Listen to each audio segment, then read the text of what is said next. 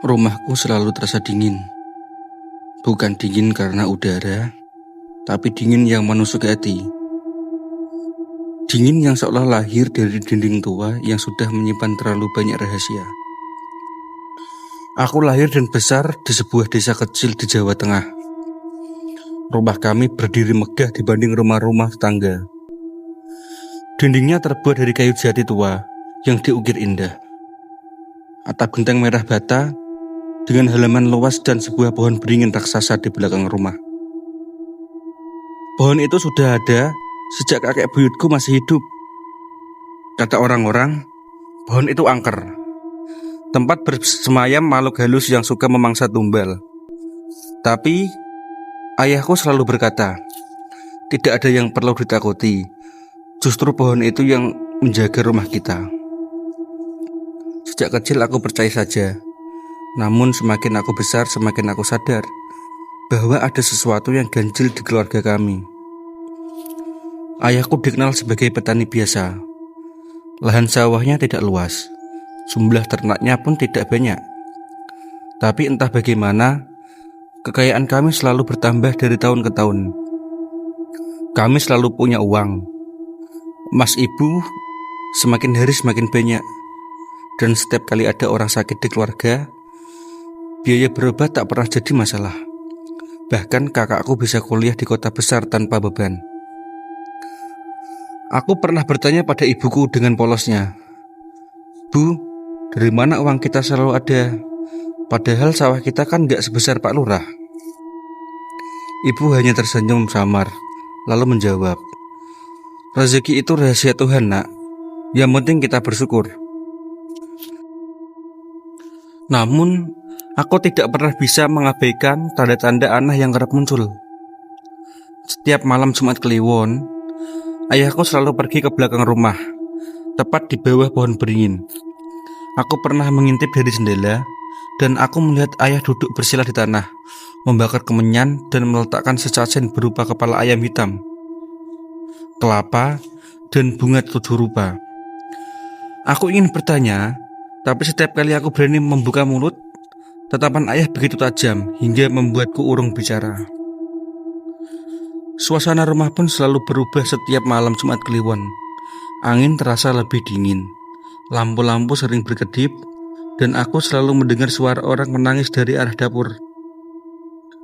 Kakakku pernah bilang, itu hanya suara kucing atau burung malam.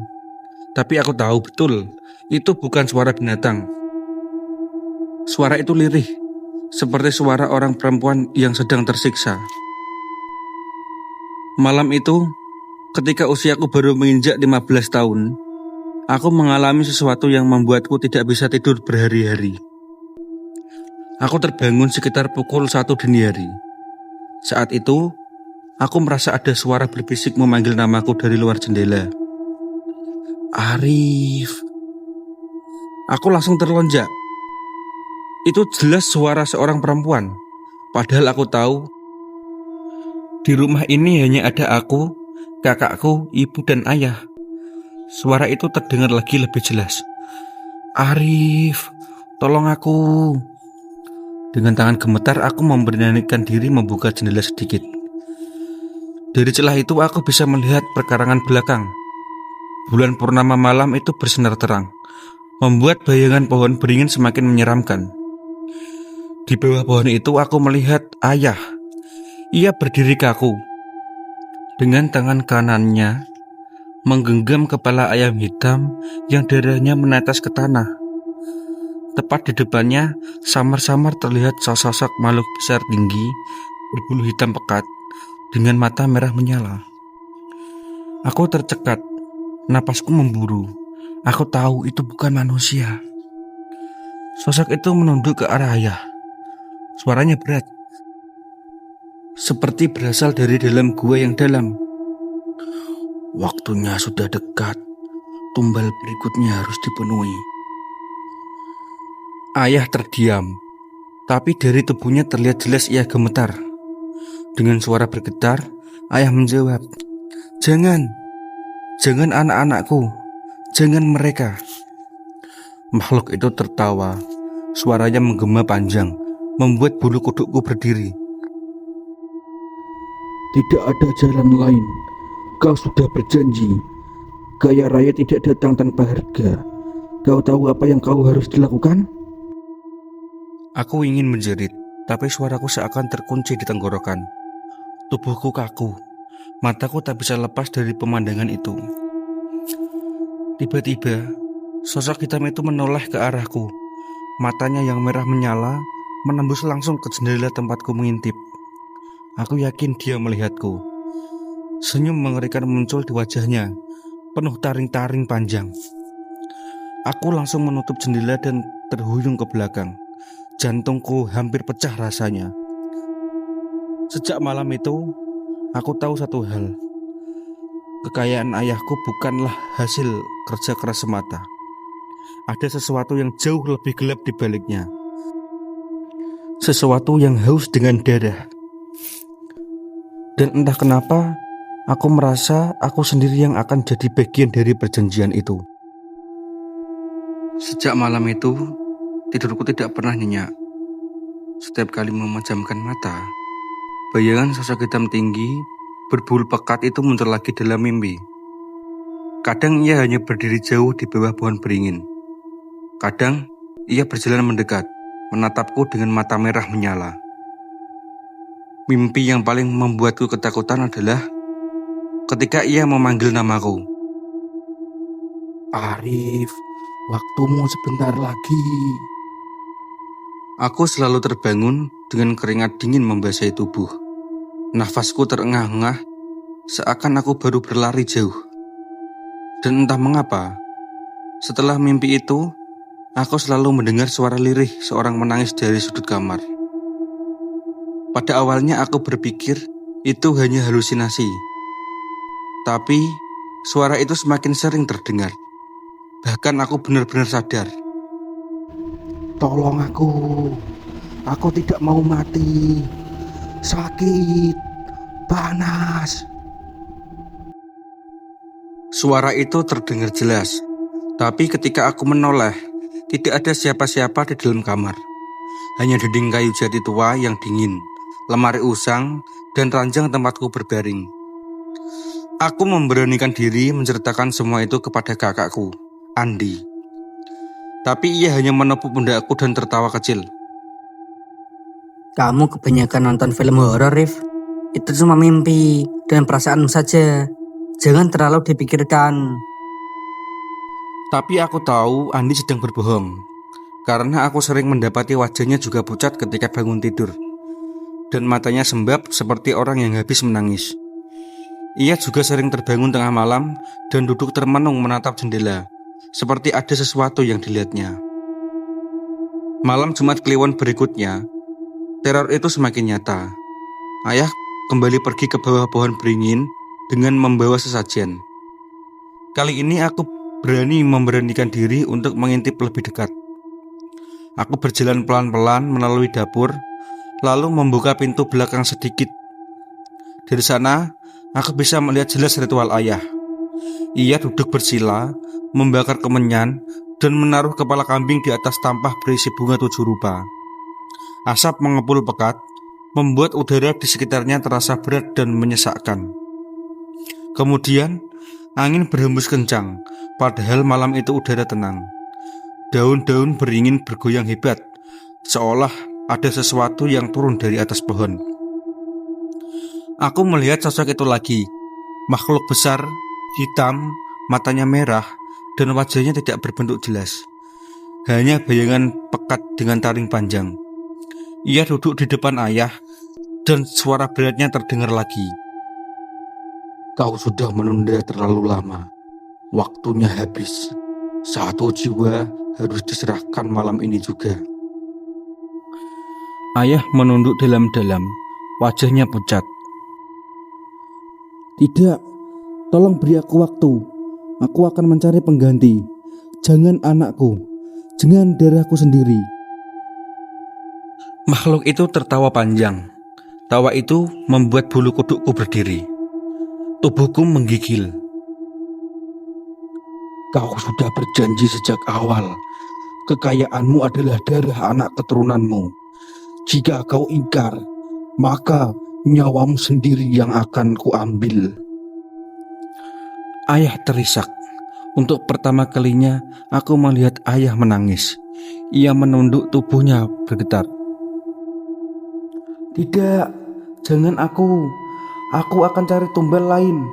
Tunggu sedikit lagi.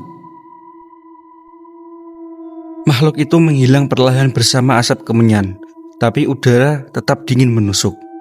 Aku segera menutup pintu dapur dan berlari ke kamar. Tubuhku gemetar hebat. Malam itu aku tidak bisa tidur sama sekali. Aku hanya bisa menangis pelan, menahan suara agar tidak terdengar ibu atau kakakku. Keesokan harinya, aku melihat berita di kampung. Seorang anak kecil hilang ketika sedang bermain di tepi sungai. Orang-orang ramai mencarinya, tapi jasadnya tidak pernah ditemukan. Anehnya, ayah terlihat tenang mendengar berita itu. Bahkan aku melihat senyum samar di wajahnya, seolah ia tahu sesuatu.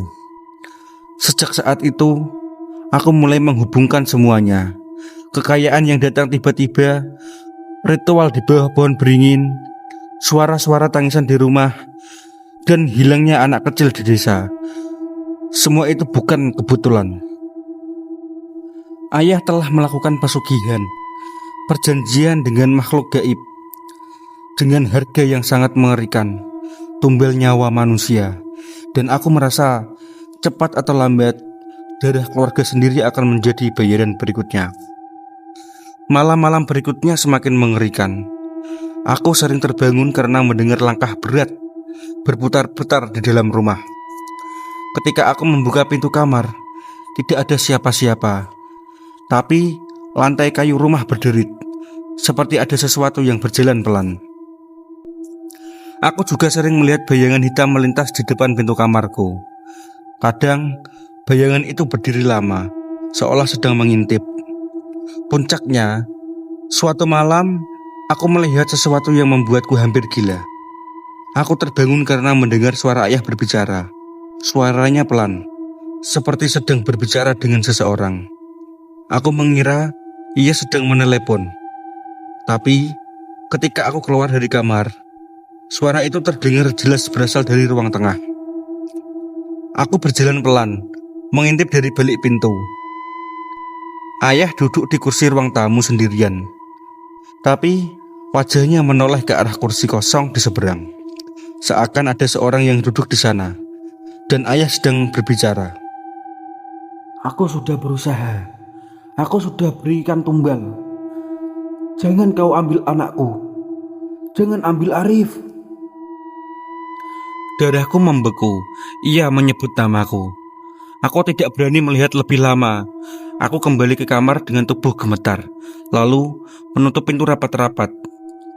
Malam itu, aku hanya bisa menangis dan berdoa dalam hati. Aku sadar, kehidupanku sudah tak akan pernah sama lagi. Rumah ini bukan lagi tempat tinggal, tapi penjara yang dikelilingi oleh kegelapan. Dan bayangan yang terus menghantui itu, aku yakin sekali, sedang menungguku. Hari-hari setelah kejadian itu, seperti mimpi buruk yang tak berujung. Aku tidak bisa lagi memandang ayah seperti dulu. Setiap kali melihatnya duduk di ruang tamu dengan wajah tenang, aku selalu teringat bagaimana ia berlutut di depan makhluk hitam itu, memohon agar aku tidak dijadikan tumbal. Aku ingin menceritakan semua itu pada ibu, tapi entah mengapa, ada sesuatu dalam diri ibu yang membuatku ragu. Ibu terlalu tenang, terlalu pasrah.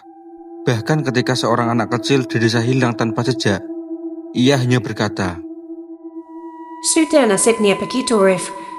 Kalau Fadawak punya mati, tidak ada yang bisa menolaknya. Perkataannya itu membuat bulu kudukku merinding. Seolah-olah ia tahu bahwa ada sesuatu yang lebih besar sedang terjadi, tapi ia memilih untuk diam. Kakakku Andi juga mulai berubah.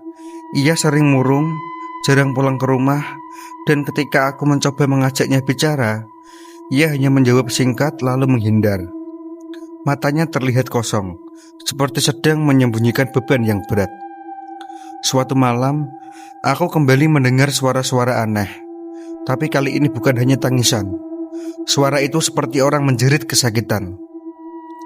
Jeritan itu bergema di dalam rumah, membuat dadaku terasa sesak. Aku berlari ke kamar kakakku untuk memastikan ia baik-baik saja. Pintu kamarnya terkunci. Aku mengetuk berkali-kali, tapi tidak ada jawaban. Aku panik. Dengan nekat, aku menendang pintu hingga terbuka. Dan di dalam kamar, aku melihat sesuatu yang membuat darahku membeku. Andi sedang duduk di lantai. Wajahnya pucat, matanya merah, dan di depannya ada seekor ayam hitam yang sudah disembelih. Darahnya masih segar, menetes ke lantai. Bau amis bercampur dengan asap kemenyan memenuhi kamar itu. "Andi, apa yang kamu lakukan?" seruku dengan suara gemetar. Ia menoleh perlahan, wajahnya datar tanpa ekspresi. "Ayah menyuruhku, kalau tidak, mereka akan mengambil nyawa kita." Aku mundur, tubuhku gemetar. Aku tidak percaya apa yang kulihat. Kakakku sendiri sudah ikut dalam ritual pesugihan itu. Aku lari ke kamar ibu, berharap ia akan marah atau menghentikan semua ini. Tapi yang kulihat justru membuatku semakin tidak percaya pada keluargaku sendiri. Ibu duduk di tepi ranjang, menatap kosong ke arah lantai. Di depannya ada sesajen lengkap: bunga 7 rupa, kelapa hijau, rokok, dan segelas kopi hitam pahit. Ia tidak menoleh ketika aku masuk. Dia hanya bergumam pelan. Lebih baik tumbal orang lain daripada darah sendiri. Lebih baik tumbal orang lain. Aku merasa ingin muntah. Seluruh keluargaku ternyata sudah terikat pada perjanjian setan ini. Aku merasa sendirian, tidak punya tempat untuk mengadu. Malam itu aku tidak bisa tidur. Aku hanya duduk di sudut kamar, menggenggam tasbih peninggalan kakek, mencoba berdoa sekuat tenaga. Tapi doa itu terasa hampa, karena jeritan dan tangisan masih terus terdengar di seluruh rumah. Keesokan paginya, desa kembali digemparkan. Seorang pemuda ditemukan tewas di sawah. Tubuhnya penuh luka, sayatan, matanya melotot, dan darahnya mengering di tanah. Orang-orang berkata ia menjadi korban begal. Tapi dalam hati aku tahu itu tumbal pesugihan ayah. Yang membuatku ngeri adalah ketika aku melihat wajah ayah saat mendengar kabar itu. Wajahnya tenang, bahkan ada senyum samar, seolah-olah ia lega karena tumbal kali ini bukan dari keluarganya sendiri. Namun ketenangan itu hanya bertahan sebentar, karena malam berikutnya aku mengalami mimpi yang paling nyata sekaligus paling menakutkan dalam hidupku. Dalam mimpi itu, aku berada di bawah pohon beringin. Udara gelap dan berat, terasa ingin menusuk telapak kaki. Di depanku berdiri makhluk hitam itu lagi, dengan mata merah menyala. Arif, giliranmu sebentar lagi. Aku mencoba berlari, tapi tubuhku terasa kaku. Kaki dan tanganku seperti diikat.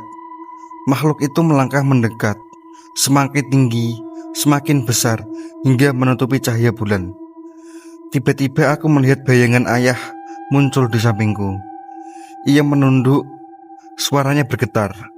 "Maafkan ayah ya nak, ayah tidak bisa melindungimu selamanya."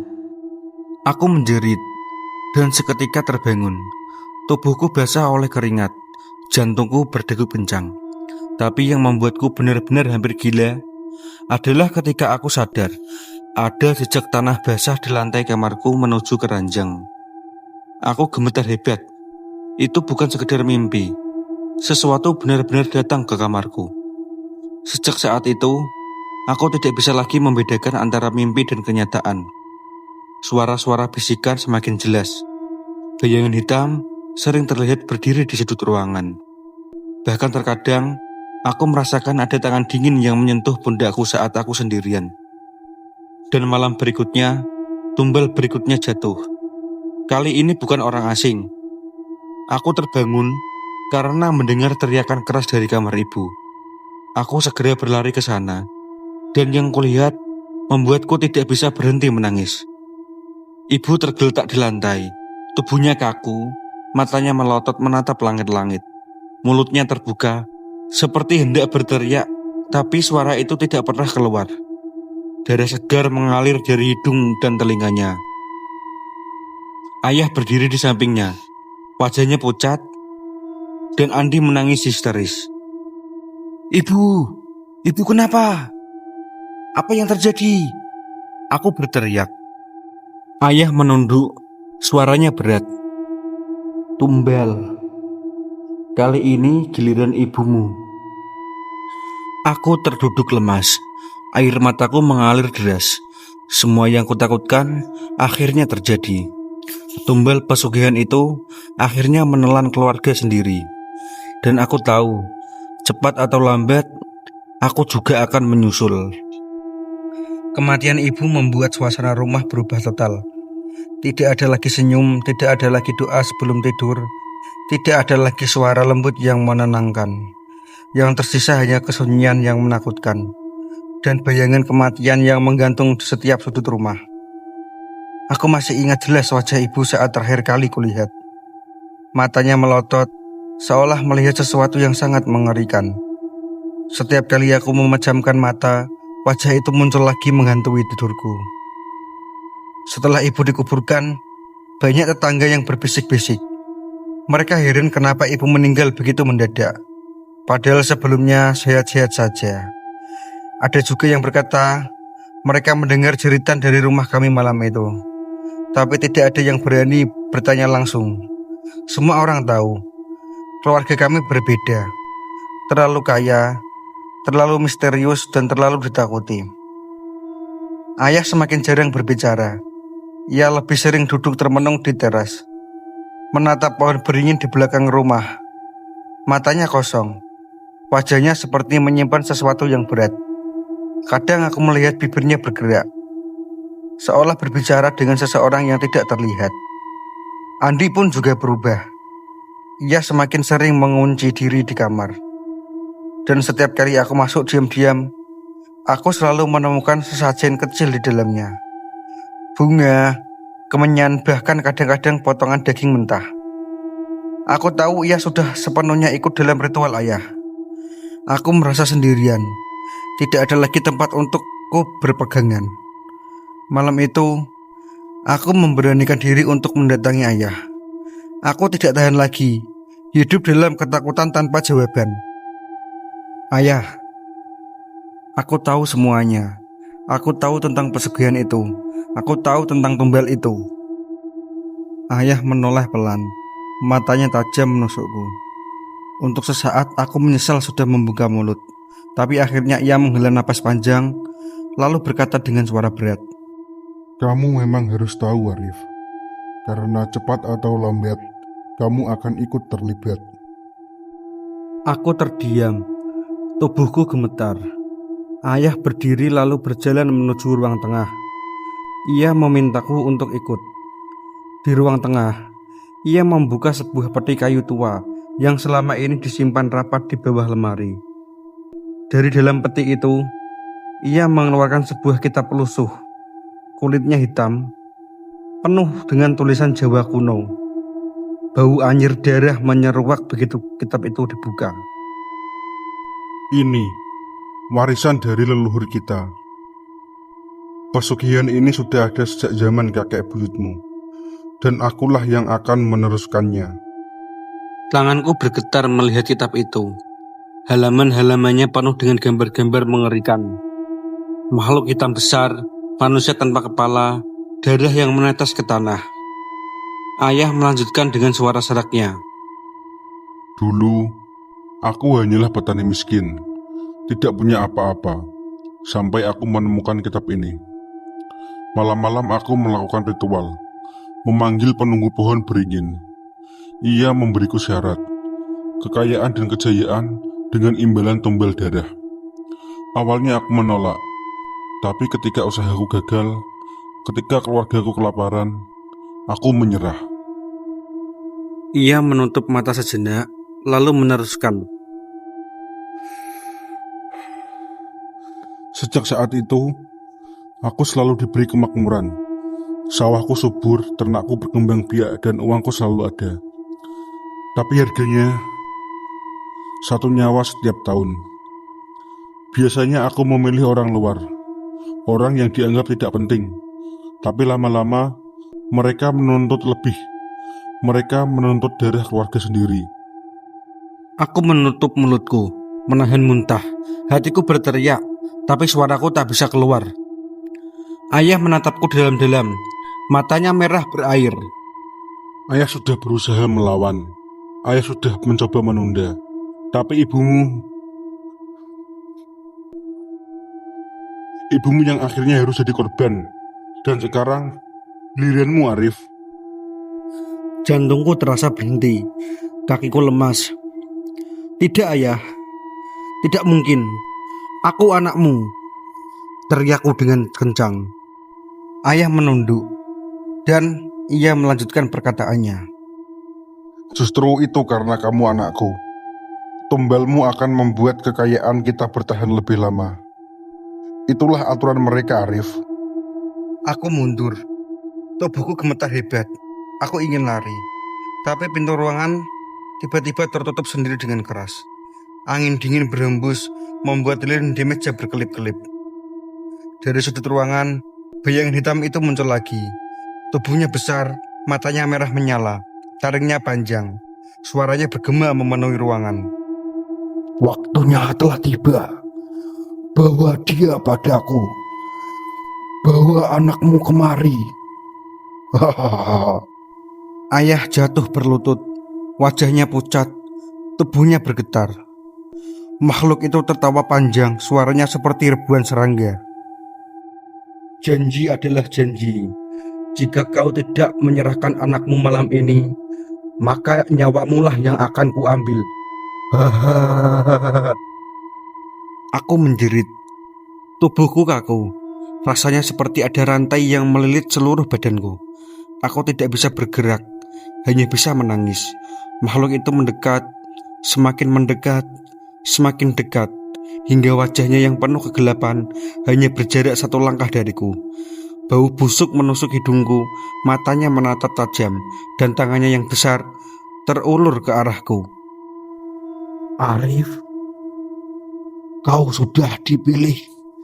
Hahaha. Aku meronta, tapi sia-sia. Ayah hanya menangis, menutup wajahnya dengan tangan.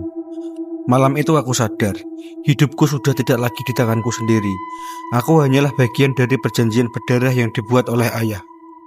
Dan satu-satunya pertanyaan yang tersisa, kapan aku akan benar-benar diserahkan?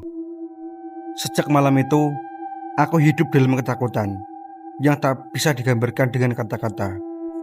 Setiap detik terasa seperti hitungan mundur menuju ajal.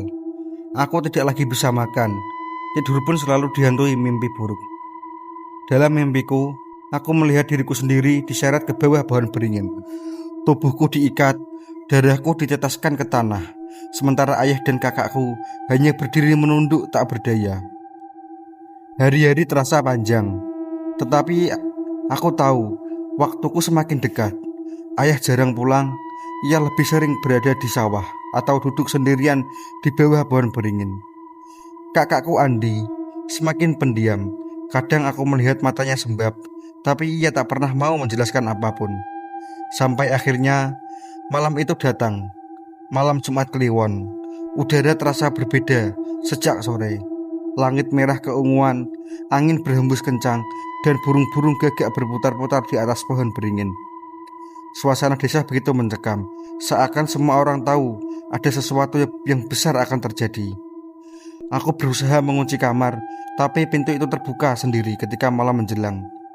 Andi berdiri di ambang pintu, wajahnya pucat. Lalu ia berkata, "Arif, ayo ikut aku. Ayah memanggilmu." Aku mundur. Kepalaku menggeleng dengan kuat. "Tidak, aku tidak akan mau ikut. Aku tahu apa yang akan kalian lakukan." Andi menunduk. Air matanya jatuh. Maafkan aku, Rif. Ini bukan keinginanku, tapi kita tidak punya pilihan.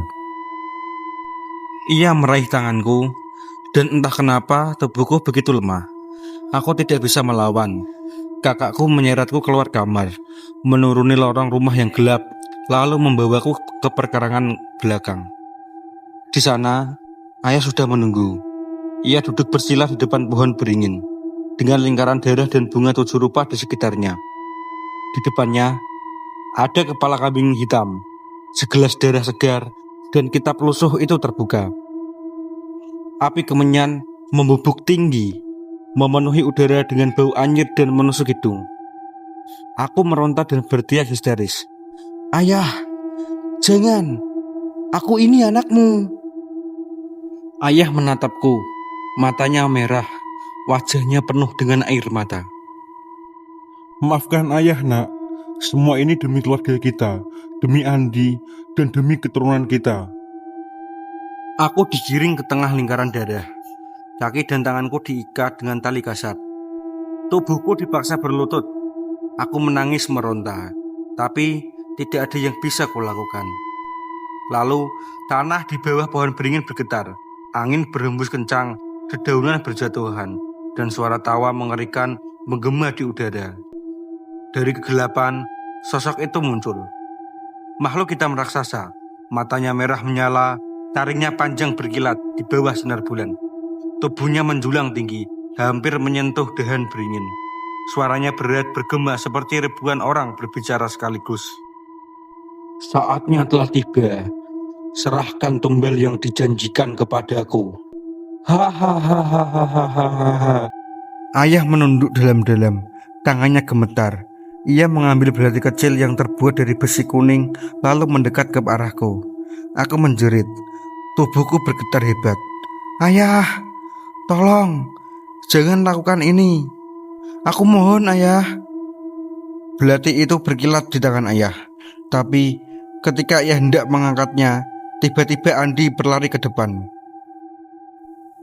"Tidak ya, jangan Arif. Kalau memang harus ada tumbal dari keluarga kita, biar aku saja." Aku terdiam terkejut. Air mataku mengalir deras. Ayah menoleh, wajahnya penuh dengan kebingungan. "Jangan Andi, kau masih harus meneruskan keluarga ini." Tapi Andi menggeleng keras, wajahnya penuh dengan tekad. "Aku sudah tidak tahan hidup dalam ketakutan ini. Aku tidak mau jadi seperti ayah. Kalau memang harus ada yang mati malam ini, biar aku yang jadi tumbalnya." Andi meraih belati dari tangan ayahnya, lalu menusukkannya ke dadanya sendiri. Sebelum ayah sempat menahan, darah mencerat ke tanah, membasahi lingkaran sesajen. Tubuhnya jatuh tepat di depanku. Aku menjerit histeris, berusaha menghampirinya, tapi tali di tubuhku menahan. Ayah berteriak memeluk tubuh Andi yang sudah berlumuran darah. Andi, kenapa kau lakukan ini? Kenapa bukan dia? Kenapa bukan Arif? Makhluk itu tertawa, suaranya menggema semakin keras. Janji sudah terpenuhi. 1 jiwa telah diberikan. Kekayaanmu tetap bertahan. Tapi ingat, perjanjian belum berakhir. Darah keturunanmu akan tetap menjadi milikku. Hahaha. Lalu sosok itu menghilang lenyap bersama angin malam. Suasana kembali hening, hanya tersisa bau amis darah dan tangisan ayah. Aku akhirnya berhasil melepaskan diri dari ikatan. Aku merangkak mendekati kakakku, memeluk tubuhnya yang mulai dingin. Air mataku jatuh deras membasahi wajahnya. "Andi, kenapa kau lakukan ini? Kenapa bukan aku saja?" Tapi Andi tidak pernah menjawab. Ia pergi dengan mata terpejam. Wajahnya tenang, seolah akhirnya bebas dari penderitaan. Ayah menangis meraung, menepuk-nepuk tanah. Wajahnya hancur penuh penyesalan. Semua ini salahku. Semua ini salahku. Aku menyesal telah melakukan perjanjian dengan iblis itu. Sejak malam itu, rumah kami benar-benar hancur. Tidak ada lagi yang tersisa. Ibu sudah mati, Kakakku mengorbankan diri dan ayah tenggelam dalam penyesalan. Tapi aku tahu, kisah ini belum berakhir karena suara itu masih sering terdengar di telinga setiap malam. Arif, kau tetap akan menjadi milikku. Cepat ataupun lambat, darahmu akan datang kepadaku. Ingat itu, Arif. Hahaha.